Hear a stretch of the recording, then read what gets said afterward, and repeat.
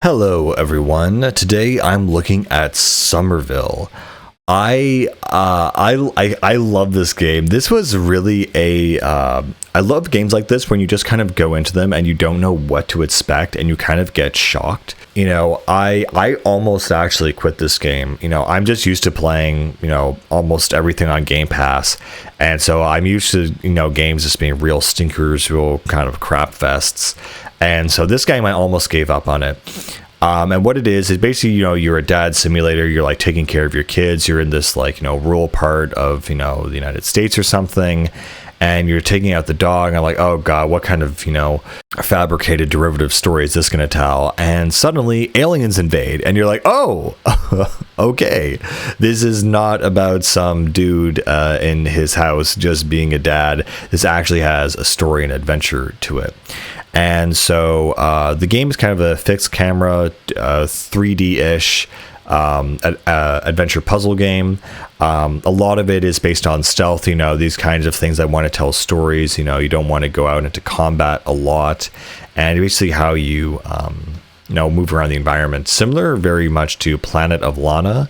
Again, it has a very simple cell shaded style and look to it. And overall, what I love about this game, honestly, is the fact that there is no dialogue and no text.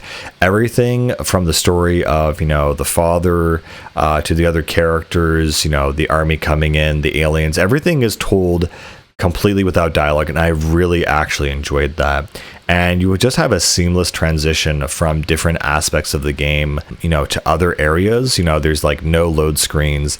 It just kind of goes from chapter to chapter in this cinematic movie kind of style. Of course, reliant on the player to move forward. There are also some very interesting puzzles that you do end up conducting. For the most of the game, you don't actually meet your family and you just play as the dad. And essentially what happens is he finds this alien technology and it allows him to manipulate the world essentially and do certain things in it. And there's this whole theme about music and tones essentially that allow you to do certain puzzles, and so certain tones will activate certain things in the world. And so that's kind of where the puzzles kind of come in.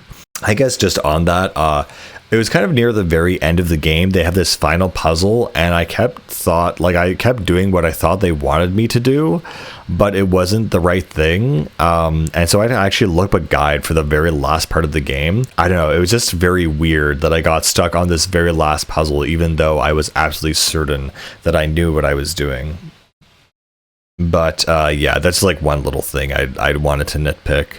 And so, yeah, this game, it goes really hard in terms of scope. Like, you kind of go from like a dad in his home to this adventurer to this guy who is taking on this giant alien armada. Like, it's very well done, and it's very, very cool how extreme and how hard this game goes, and again how fast things change. 1 second you're in your house and then you're on the run, and then suddenly this whole resistance movement has formed. It feels like the chapters of a book are just flying by.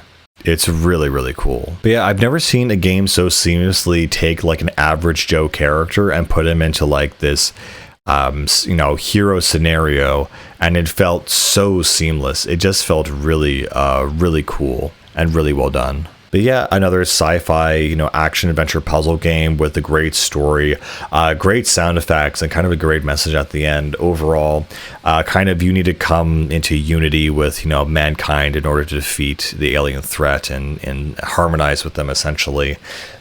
And I really love that theme. And again, I just love how simple and how interesting this game is. It just works. It has a really great vibe to it.